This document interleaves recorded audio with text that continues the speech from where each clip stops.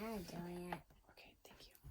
All right, so super deep. So I said I'll show you what the difference between a 2B and a 9B. So this is a 2B. I'm not pressing super hard.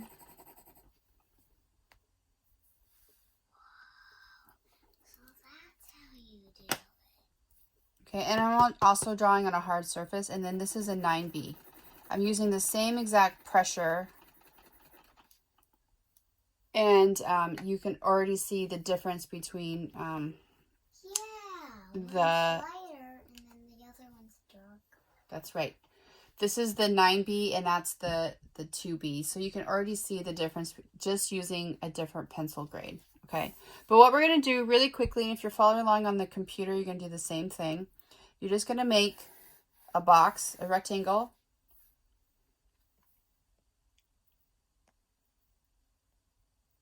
And you're going to do this 4 times. They don't have to be gigantic. They don't have to be rulered. You don't have to use a ruler. Oh, that one's a little big. They just have to be rectangle. Yep.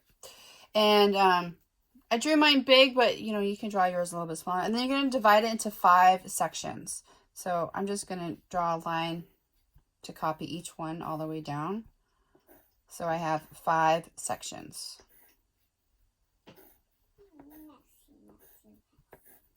So to make 5 sections, you need 4 lines. And they don't have to be perfectly equal. And again, I didn't use a ruler, so you don't need a ruler for this. They look like kind of ladders. Oh, yeah. And then I'm going to number them odd numbers. 1, 3, 5, 7, and then 10.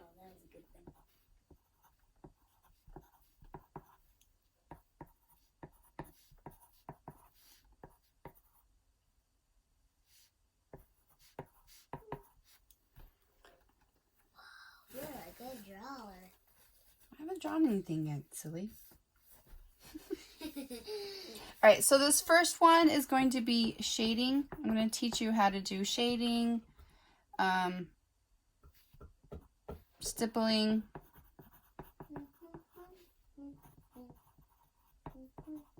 cross-hatching, and hatching. Okay, so let's start with the first one, or the last one, which is the easiest. This is hatching. And with hatching, it's about the amount of lines.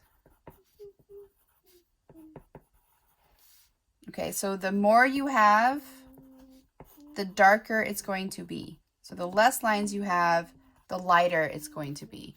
If you have questions, please ask me, just stop me and ask me, okay? I can't find my chat. There it is.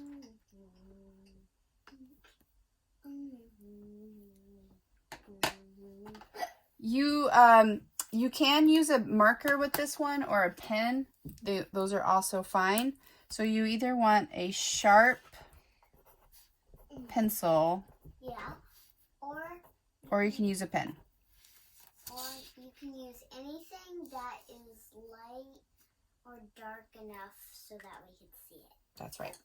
And so with one, it's not, the number of the box does not represent how many lines are in the box. The 1 just represents the lightest. So value goes from 0 to 10.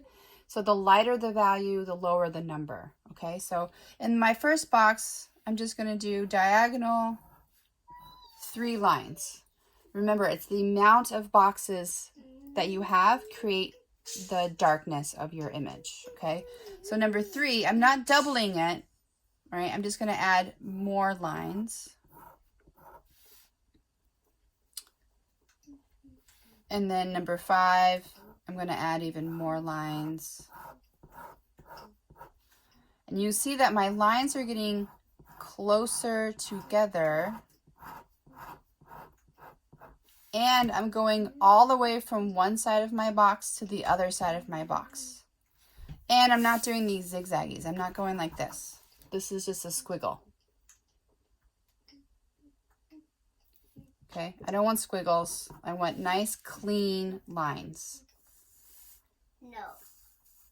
We don't want squiggles that are kind of like little going up and down. Yeah, we don't want zigzags. All right, so now number 10, I'm going to go really close together because I want it to be dark. You'll see that some of my lines might get a little wiggly. Some of the times they might overlap a little bit. And that's going to be okay because I'm showing the darkest value. But I'm picking up my pencil or my drawing tool at the end of each. So I'm not going back and forth. I know it seems like it is, but I just do it fast enough. And now this is a good value chart. I can see light getting darker, darker, darker, darker. If they kind of look the same, and if you're not able to tell if they look the same, you can kind of squint your eyes and you should see 4 or 5 different sections. If they kind of blend together, you just need to add more lines and go backwards. All right, so the next one is crosshatch, which is the exact same thing. I'm just going to make it look like hatching, but then I'm going to do a crosshatch on the opposite direction. So the first one, I'm going to put 3, and then maybe 2 across. All right, and then I'm going to add a couple more for 3, and then a couple more. So make sure you're going in both directions with crosshatching. I like the lines. Good. And I'm not counting them. I'm not like however many I do in one diagonal, I need to repeat in the other diagonal. I'm just drawing my hatch lines one direction and then going in the opposite direction, creating more diagonals to make it crosshatch. So you can already see that the crosshatching is darker than the hatching. So if you want to make one part of your drawing and animation darker, you would probably use this. And again, this is not as dark as it could get. I can get these super, super close. So I could draw these lines really, really close. So they're overlapping. And then that's still cross-hatching, right? Because I didn't do this. That would be a shading with pen. This would be shading with pen. And this is a crosshatch because I can see the lines, okay? Even though they're super close together. You guys with me so far? All right, I see some of you are. All right, so the next one for stippling, there's 2 options you have. You can use a pen like we did for hatching or cross-hatching, or you can use a pencil. This one, everyone hates this one because it's so tedious. There's so much work you have to do.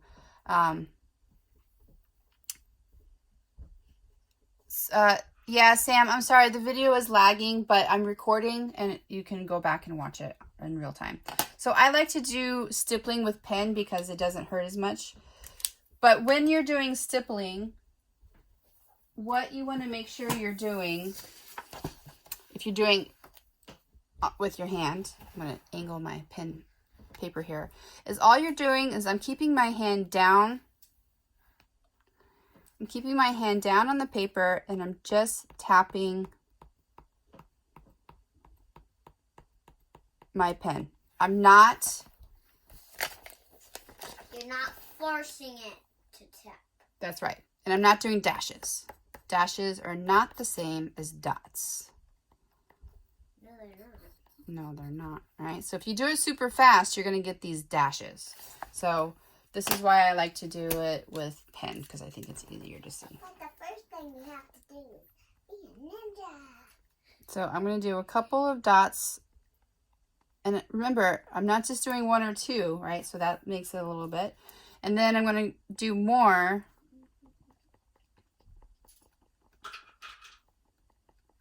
For 3.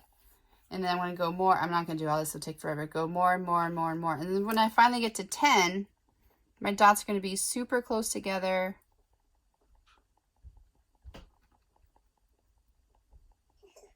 This is why people don't like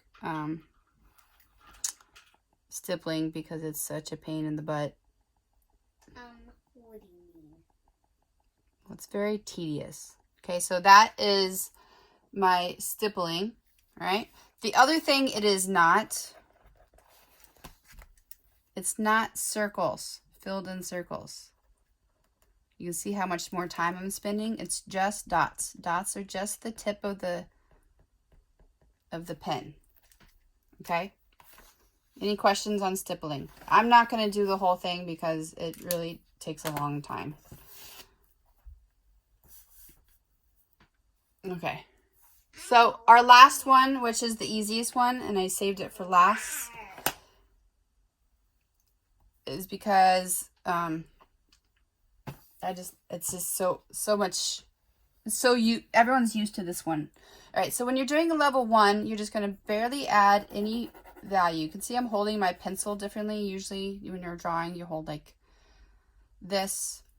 But because I just want to add a little bit of value, I'm going to hold my pencil. You have two options. You can use your finger and blend it. When you're blending, make sure you're not just like going crazy like this and blending the whole piece of paper. Are we supposed to do this on Yeah, I'm going to show you on the computer too. So I'm doing both today. Yep. Or you can take my paper towel or a tissue, and I can blend it with that as well.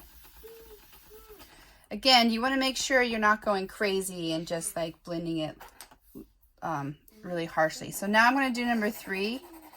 It's easier to add. Daphne, stop, please. It's easier to add than take away, because the only way to take away is to erase, right? So here's number 3, and I should see a difference between 3 and 1, and 1 looks darker, so I need to add more. I need to add more value to 3. Blend that in. I'm going to do 4. So what I'm doing is I'm just pressing a little harder on each level. Go to 7. And then 10. Hear my whole table shaking. I'm going to press really, really hard. And you can see I'm going over it and over and over it, because the more you go over it, the darker it's going to be. All right. So now I'm going to blend all of this at once. You want to go from light to dark when you're blending. If you go dark to light, what happens to my finger? I'm getting graphite on my finger. Sorry about the lag. And then there's also graphite on your paper towel or tissue, whatever you use. So if you go dark to light, you're going to add value to the lighter color. So that's why you want to go light to dark when you're blending. Wow. Okay, so blend light to dark. Okay, any questions about that?